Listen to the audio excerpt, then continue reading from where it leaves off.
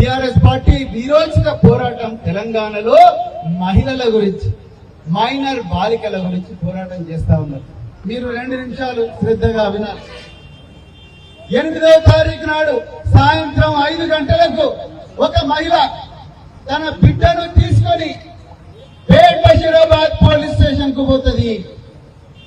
6 గంటలకు పేట్ Basheerabad police station కు పోయి, అయ్యా సారు, ఒక కేంద్ర మంత్రి కొడుకు, ఆయన పేరు బండి సంజయ్ కుమార్, ఆయన భారతీయ జనతా పార్టీ ఈ కమలం గుర్తు పార్టీ ఒకప్పుడు అధ్యక్షుడిగా పనిచేసిండు, ఇప్పుడు కేంద్ర మంత్రిగా పనిచేస్తున్నాడు.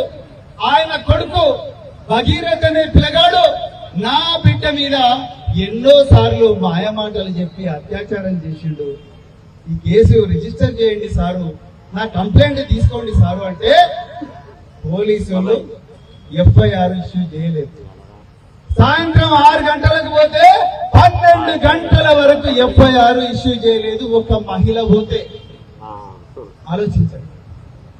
అది చెయ్యకుండా రేవంత్ రెడ్డి కింద పనిచేస్తున్న పోలీస్ అధికారులు ఏం చేసినా అది నిజంగా మీకు తెలిస్తే మీరు ఇలా కాంగ్రెస్ నాయకులు ఎవరిని కూడా రోడ్ల మీద తిరగనివ్వరు, కోమటిరెడ్డి వెంకటరెడ్డితో సహా.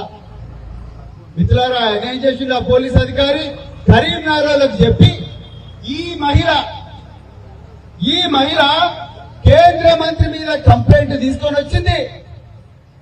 మరి ఈ మహిళ నోరు ముగించాలంటే ఆమె మీద ఒక కేసు రిజిస్టర్ చేయండి అని చెప్పి కరీంనగర్ లో ఆమె మీద కేసు పెట్టి, నువ్వు ఒక కేంద్ర మంత్రి కొడుకును కత్తి పెట్టి చంపుతాన్ని బెదిరించినవంట అని 16 సంవత్సరాల ఒక అమ్మాయి మీద 16 సంవత్సరాల ఒక అమ్మాయి మీద, వాళ్ళ అమ్మ మీద, వాళ్ళ నాయన మీద ఉల్టా కేసు పెట్టించింది ఇదే రేవంత్ రెడ్డి ప్రభుత్వం.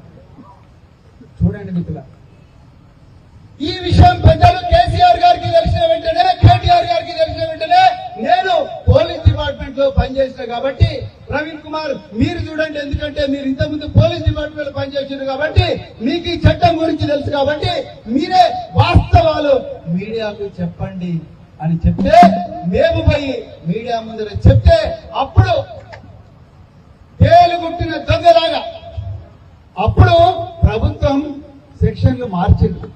అప్పటితో ఆగలేదు దుర్మార్గం. ఇదే రేవంత్ రెడ్డి, ఇదే బండి సంజయ్ కలిసి ఈ అమ్మాయిని అగత్యం చేసినోని 9 రోజులు దాచిపెట్టిండ్రు. నేను ఏ మాట్లాడిన ఆధారాలతోనే మాట్లాడతాను. ఒక అఘాయిత్యం చేసిన దుర్మార్గుని, ఒక అమ్మాయి జీవితం నాశనం చేసిన కేంద్ర మంత్రి కొడుకును పట్టుకోవాల్సింది నువ్వు రేవంత్ రెడ్డి. నీ దగ్గర 1,00,000 మంది పోలీసులు ఉన్నారు, ఎంతో మంది ఐపీఎస్ అధికారులు ఉన్నారు, తుపాకులున్నాయి, తూటాలున్నాయి, ఏమంటారు పోలీసు కుక్కలున్నాయి, క్రూజ్ టీమ్ ఉంది, డాగ్ స్క్వాడ్ ఉంది, ఇవన్నీ ఉన్నాయి. వాటన్నిటిని తీసుకొనిపోయి వీడు ఎక్కడ ఉన్నాడు అని చూసి వాడిని పట్టుకొని వచ్చి పోలీసులు అప్పగించాలి కదా. ముఖ్యమంత్రి కనీసం బండి సంజయ్ ఇంటికి కూడా పోలీసులను పంపించలేదు. ఎప్పుడైతే బీఆర్ఎస్ పార్టీ మహిళలందరూ కూడా రోడ్డు మీదకి వచ్చిందో అప్పుడు భయపడి నాకే వాస్తే డ్రామా చేసిండు ముఖ్యమంత్రి రేవంత్ రెడ్డి. ఒక రోజు ముందు, అంటే ఈ రోజుకు 2 రోజుల ముందు ఒక మీడియాకి పోయి ఆయన చెప్తాడు, నేను బండి సంజయ్ గారిని కోరుకుంటున్నా, దయచేసి నీ కొడుకును సరెండర్ చేయించి. సిగ్గుండాల ముఖ్యమంత్రి గారు, మీరు అత్యాచారం చేసినోడి తండ్రిని కాళ్ళ మీద పడుతున్నారు, నీ కొడుకుని తీసుకొచ్చి పోలీస్ స్టేషన్ లో పడేయమని. మిత్రులారా, ఇది రైతుల ధర్నా అయినప్పటికీ కూడా ఆ కుటుంబం కూడా రైతుల కుటుంబం నుంచే వచ్చింది. ఆ అమ్మాయిల కుటుంబం రైతు కుటుంబం నుంచే వచ్చి వ్యవసాయం చేసి అక్కడి నుంచి ఏదో 4 పైసలు సంపాదించుకుందామని రియల్ ఎస్టేట్ చేసుకున్నారు వాళ్ళు. కానీ అమ్మాయి కదా, అమ్మాయి కులం ఉంటుందా, మతం ఉంటుందా, ఏముంటది?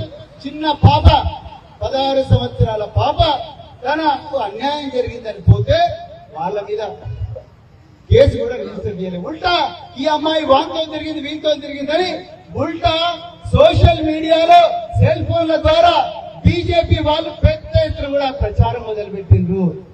దాన్ని కూడా ప్రేక్షకుడిలాగా చూస్తా ఉన్నాడు ముఖ్యమంత్రి. మీకు ఎందుకు చెప్పాలనుకుంటున్నా అంటే మిత్రులారా, ముఖ్యమంత్రి గుండెలో రైతులు లేరు, ముఖ్యమంత్రి గుండెలో నిరుద్యోగులు లేరు, ముఖ్యమంత్రి గుండెలో రైతు కూలీలు లేరు, ముఖ్యమంత్రి గుండెలో రైతులకు న్యాయం చేయాలన్న ఆలోచన లేదు, ముఖ్యమంత్రి గుండెలో మహిళలు లేరు, ముఖ్యమంత్రి గుండెలో నిరుద్యోగులు లేరు, ముఖ్యమంత్రి గుండెలో విద్యార్థులు లేరు, ముఖ్యమంత్రి గుండెలో ఉన్నదంతా కూడా ఈ దుర్మార్గులను రక్షించడమే.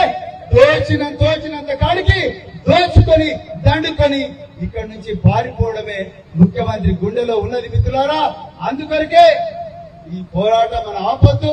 తప్పకుండా రాబోయే రోజుల్లో టిఆర్ఎస్ పార్టీ భారీ మెజారిటీతో కనీసం 100 సీట్లు గెలుచుకొని తెలంగాణలో అసెంబ్లీలో అడుగు పెట్టబోతున్నది.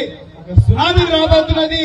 అన్ని వర్గాలు, మహిళలు గాని, విద్యార్థులు గాని, నిరుద్యోగులు గాని, రైతులు గాని, రైతు కూలీలు గాని, కార్మికులు గాని అందరూ కూడా ఏకదాటిగా కేసీఆర్ గారు వెంట నడవబోతున్నారు. మళ్ళొకసారి కేసీఆర్ గారు తప్పకుండా తెలంగాణ ముఖ్యమంత్రి అవడం ఖాయం. దానికి మనం అందరం కూడా పోరాడాలని చెప్తూ మరొకసారి ఇంత అవకాశం ఇచ్చిన మీ అందరికీ కూడా హృదయపూర్వక ధన్యవాదాలు చెప్తూ జై తెలంగాణ.